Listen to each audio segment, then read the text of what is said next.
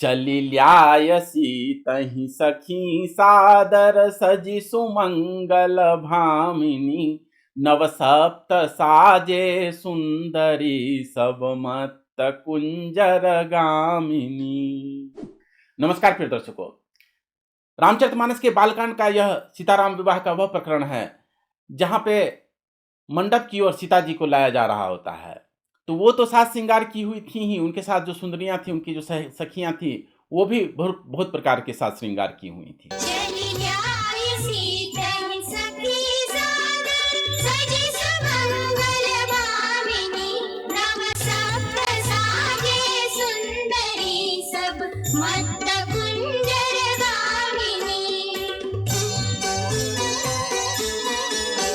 तो नवसप्त साजे सुंदरी सब, 9 और 7 मतलब 16 प्रकार की वो सब श्रृंगार की हुई थी। प्रिय दर्शकों, स्त्रियों का श्रृंगार से हमेशा से एक संबंध रहा आया है।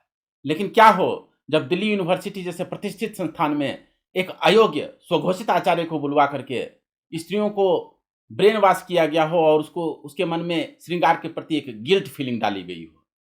जी हाँ, आज हम एक ऐसे ही काले दिन की ओर आपका ध्यान आकृष्ट कराने जा रहे हैं, उस दिन को एक्सपोज़ करने जा रहे हैं, जब एक दिल्ली यूनिवर्सिटी जैसे एक प्रतिष्ठित संस्थान में एक अवैज्ञानिक, अंधविश्वासी, अयोग्य स्वघोषित आचार्य को बुला करके विद्यार्थियों का ब्रेन वॉश करवाया गया हो।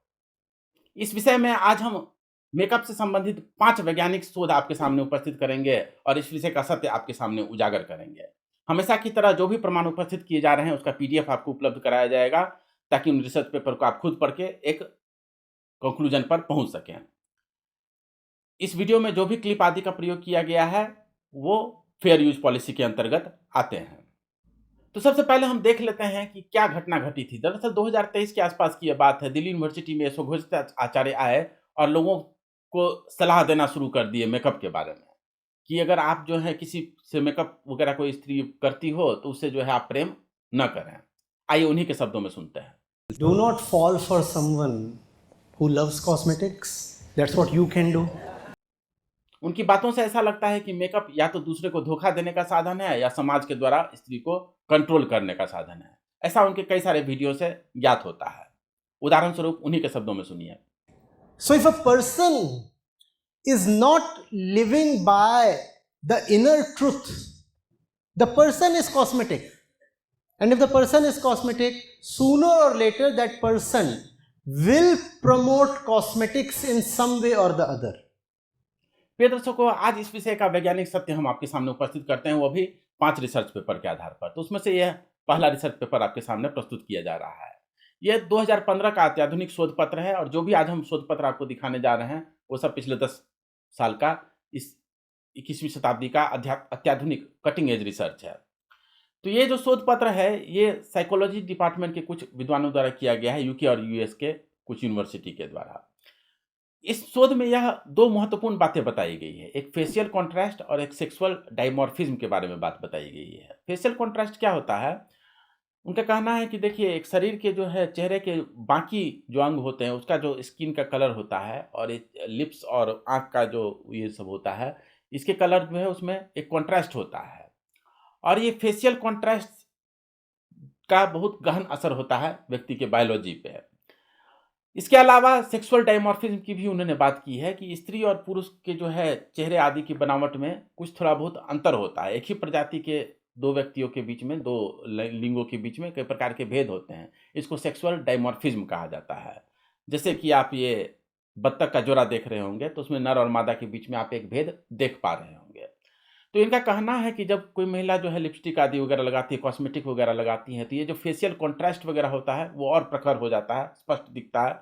उससे सामने वाले पर बहुत अच्छा प्रभाव पड़ता है। उससे ये पता चलता है कि इस स्त्री में जो है युवावस्था है, इसमें कॉन्फिडेंस है, हेल्थ और फर्टिलिटी के बारे में भी बायोलॉजिकल क्यू सामने वाले तक पहुंचते हैं। तो ये एक मनोवैज्ञानिक कंट्रोल करने का साधन नहीं है बल्कि एक बायोलॉजिकल क्यू है। लेकिन जिस व्यक्ति के पास न बायोलॉजी के क्षेत्र में कोई डिग्री है, न साइकोलॉजी के क्षेत्र में कोई डिग्री है, वो आकर के अगर जो है इस प्रकार से इस विषय में लेक्चर आकर के देता रहे, जो मुँह में आए वो अंधविश्वासपूर्ण बातें समाज में प्रचारित करता रहे, तो उसकी बुद्धि पर केवल हँसी आ सकती है।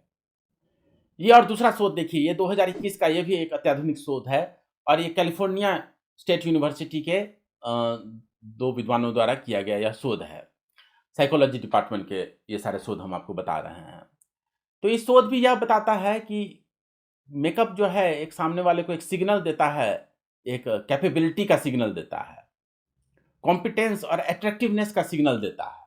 तो ये ऐसे ही है जैसा कि पिछले कॉन्ट्रास्ट वाले शोध से हमने आपको बताया कि वो कॉन्ट्रास्ट आदि से जो है एक सिग्नल सामने वाले तक पहुंचता है, आपके आत्मविश्वास की बात सामने वाले तक पहुंचती है। आत्मविश्वास को ये क्या कहते हैं, सामने वाले को ठगने का उपाय नहीं है, बल्कि एक इंडिकेटर है। ये ऐसे ही है जैसे कि आप एक वर्ड डॉक्यूमेंट लिखते हैं या एक पावर पॉइंट प्रेजेंटेशन लिखते हैं, तो उसमें क्या करते हैं, कुछ चीज़ों को हाईलाइट कर देते हैं ताकि वो कॉन्ट्रास्ट दिखे और वो समझ में आए कि ये चीज़ महत्वपूर्ण है। तो आप कहिए कि ये तो ठगने का विधान है। नहीं, अगर ठगने का विधान नहीं रहता, सत्य रहता, तो बोल्ड में लिखने की क्या ज़रूरत थी, इसका फॉन्ट का कलर अलग करने की क्या ज़रूरत थी। तो ये मूर्खतापूर्ण बात है, कुछ भी नहीं। लेकिन बिना वैज्ञानिक शोध प्रस्तुत किए जो मुंह में आए बोलते चले जाना, इस स्वघोषित आचार्य की एक आदत बन के रह गई है।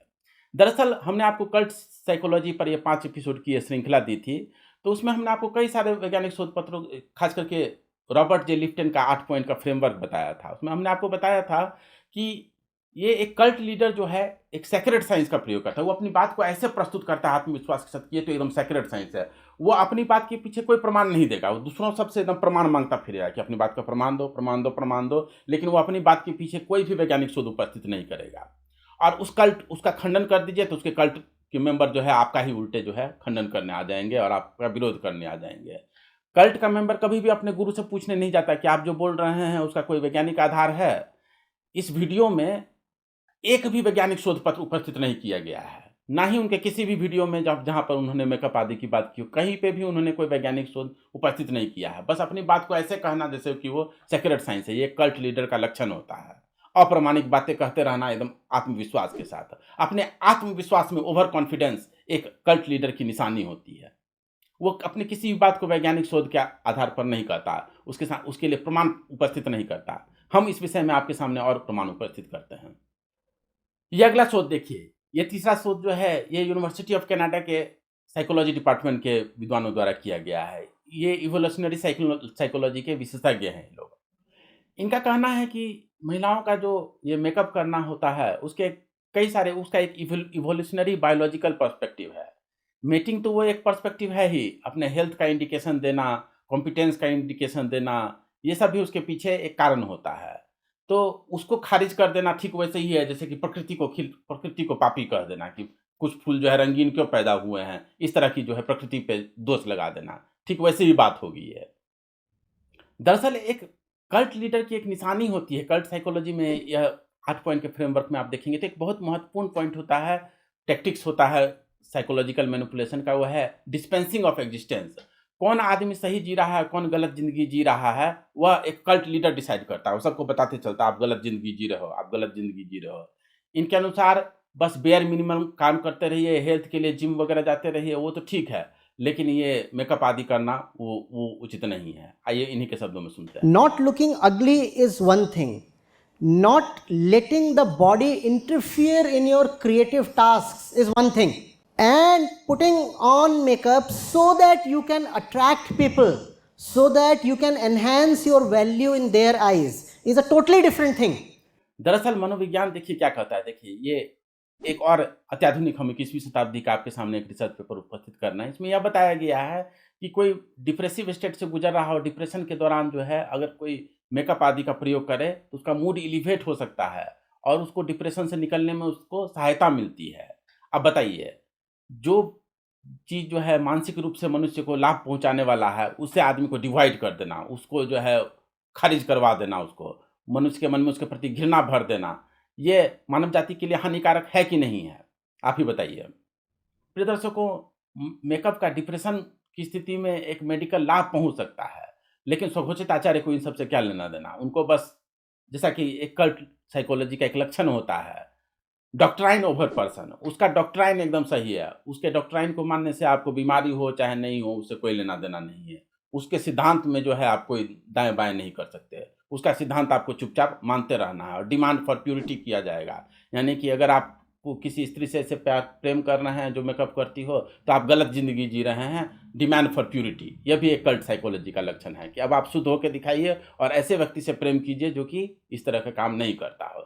ये कितनी हानिकारक बात है। मनोवैज्ञानिक शोध बताते हैं, जब मनोविज्ञान बता रहा है, वैज्ञानिक शोध बता रहा है कि डिप्रेशन से निकलने में मेकअप मदद कर सकता है, तो उसको उससे वंचित करा देना मानव जाति के लिए हानिकारक है कि नहीं है? क्या इस प्रकार की शिक्षाएं समाज में प्रेषित करना केवल एक वाणी की स्वतंत्रता है, फ्रीडम ऑफ स्पीच है या कानून के धाराओं का उल्लंघन है? और देखिए, ये 2024 का अत्याधुनिक वैज्ञानिक शोध है जो न्यूरोसाइकोलॉजी के विशेषज्ञों द्वारा किया गया शोध है। इसमें यह बताया गया है कि जो डिप्रेसिव स्टेट में जो महिलाएं जा रही हों, वो अगर मेकअप का प्रयोग करें तो उसका मूड एलिवेट होने का अधिक संभावना होती है। इतना ही नहीं, इससे कोर्टिसोल का स्तर, जो एड्रेनल ग्लैंड जो होता है वो कोर्टिसोल प्रोड्यूस करता है, तो उससे जो है स्ट्रेस बढ़ता है। तो अगर मेकअप वगैरह करें तो उससे कोर्टिसोल का स्तर घटता है। तो अब बताइए, इसके न्यूरो साइंस से भी इसके साक्ष्य मिल रहे हैं कि इसका मेकअप का जो है मनोवैज्ञानिक लाभ है। लेकिन जिस स्वघोषित आचार्य के पास न न्यूरो साइंस में कोई डिग्री है, न मेडिकल साइंस में कोई डिग्री है, न इनके पास काउंसलिंग करने का कोई लाइसेंस है, लेकिन दूसरे को सलाह बांटते रहना, वो भी अंधविश्वासपूर्ण सलाह बांटते रहना, एक इस स्वघोषित आचार्य की आदत बन के रह गई है। और ऐसे पाखंडी स्वघोषित आचार्य को दिल्ली यूनिवर्सिटी जैसे संस्थान बुला बुला करके अपने विद्यार्थियों का ब्रेन वॉश करवा रहे हैं।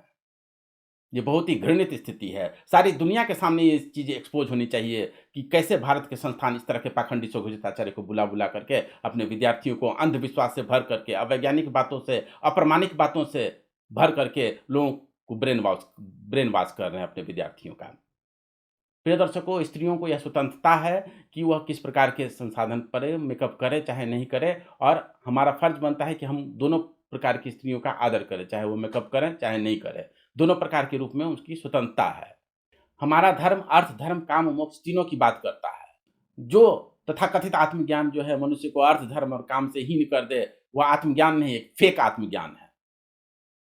किसी भी स्त्री को मेकअप करने के लिए उसको नीचा दिखाने की कोशिश करना, अथवा उसको उसके मन में गिल्ट भरने की कोशिश करना, उसको समाज के सामने खराब दिखाने की कोशिश करना, क्या ये अभिव्यक्ति की स्वतंत्रता है, या आईपीसी की धारा 509 के तहत एक स्त्रियों को बदनाम करने की और स्त्रियों के प्रति अपशब्द कहने की एक प्रवृत्ति है जो कानूनन एक दंडनीय अपराध है? इस पर कानून के विशेषज्ञ हमें जरूर बताएं। प्रिय दर्शकों, कल्ट लीडर का काम ही यही है, एक अस वर्सेस देव मेंटेलिटी पैदा करना। क्या अपने फॉलोअर को यह कह के भड़काना कि जो भी मेकअप कर रहा हो या कॉस्मेटिक का उपयोग कर रहा हो उससे प्रेम मत करो अथवा उससे विवाह नहीं करो? क्या ये अस वर्सेस देव मेंटेलिटी और समाज में विभाजन करने की प्रक्रिया है कि नहीं है? क्या ये कानून की धाराओं का उल्लंघन है कि नहीं है? इस पर कानून के विशेषज्ञ हमें जरूर बताएं। प्रिय दर्शकों, मैं समाज की महिलाओं और भारत के जो भी कॉस्मेटिक कंपनी हैं उनसे निवेदन करता हूं कि स्वघोषित आचार्य के खिलाफ जाकर के एक एफआईआर दर्ज करवाया जाए, जो कि मनुष्य के मन में एक अंधविश्वास भर के और लोगों के मन में कॉस्मेटिक के प्रति घृणा उत्पन्न कर रहा है। प्रिय दर्शकों, कॉस्मेटिक से समाज के आर्थिक विकास पर तो असर पड़ता ही है, मनुष्य के मानसिक विकास पर भी असर पड़ता है। इसके अतिरिक्त उसका धर्म में भी प्रयोग किया जा सकता है। देखिए, रामचरितमानस के अरण्यकांड में एक प्रसंग आया है कि एक बार चुनि कुसुम सुहाए, निजकर भूषण राम बनाए, सीता ही पहिराए पुनि सादर, बैठे फटिक शिला पर सुंदर। जब जंगल में वो रहते हैं तो फूलों को चुन करके एक हार बना लेते हैं, आभूषण बना लेते हैं और सीता को पहना देते हैं। तो बहुत प्रकार के संसाधन होते हैं, बहुत प्रकार के कॉस्मेटिक होते हैं। एज लॉन्ग एज वो मानव जाति को हानि नहीं पहुंचा रहे हो, उसमें बहुत हार्श केमिकल वगैरह ऐसे कुछ नहीं हो, तो उसका प्रयोग हमें लोगों को करने देना चाहिए। किसी को भी अधिकार नहीं बनता कि लोगों को कॉस्मेटिक लगाने के लिए उसे नीचा दिखाने की कोशिश करे, अथवा इस तरह की फॉल्स डाइकोटोमी क्रिएट करे कि जो आदमी कॉस्मेटिक लगाता है वो भीतर से तो खराब ही होगा, या वो आध्यात्मिक नहीं ही होगा, या वो आत्मज्ञान से परे ही होगा। ये एकदम गलत बात है। भारत के जो भी संस्थान इस स्वघोषित आचार्य को बुला करके अपने विद्यार्थियों का ब्रेन वॉश करवाते हैं, उनके खिलाफ हमने यह वीडियो की एक प्लेलिस्ट ही बना दी है, और ये हमारा हैशटैग चल रहा है एक्सपोज एवरी मंथ। अगले महीने फिर से इस स्वघोषित आचार्य का एक नया घिनौना अंधविश्वास आपके सामने ला करके हम उपस्थित करेंगे। तब तक के लिए बने रहें साथ पर। आपका बहुत बहुत धन्यवाद।